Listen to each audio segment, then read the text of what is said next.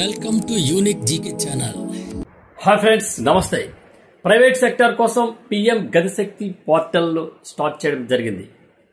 ఏంటి పిఎం గతిశక్తి పోర్టల్ అనేది ఇప్పుడు మనం తెలుసుకుందాం.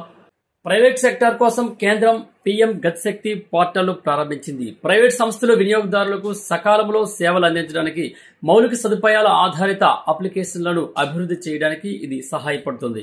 ఈ portal PM Gatishakti national master plan నుండి ఎంపిక చేసిన సురక్షితమైన డేటా సెట్లకు పరిమిత యాక్సెస్ ను అందిస్తుంది.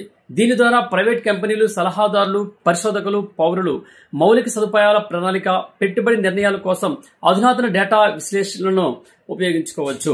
రవాణా ఖర్చులను తగ్గించడం, మౌలిక సదుపాయాలలో సమూల మార్పులు తీసుకురావడం లక్ష్యంగా 2021 అక్టోబర్లో ఈ కార్యక్రమాన్ని ప్రారంభించడం జరిగింది.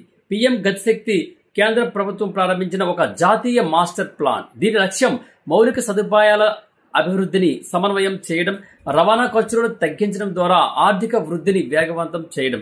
2021 అక్టోబర్ 13న ప్రధానమంత్రి నరేంద్ర మోదీ దీనిని ప్రారంభించారు.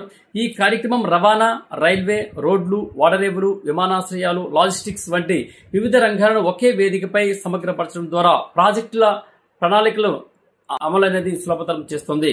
ఇది ఫ్రెండ్స్ పిఎం గతిశక్తి పోర్టల్ గురించి. Thank you. ఈ వీడియో మీకు నచ్చినట్లయితే సబ్స్క్రైబ్ చేయండి, మిగతా వారికి షేర్ చేయండి, అలాగే లైక్ చేసి కామెంట్ కూడా చేయండి. ధన్యవాదాలు.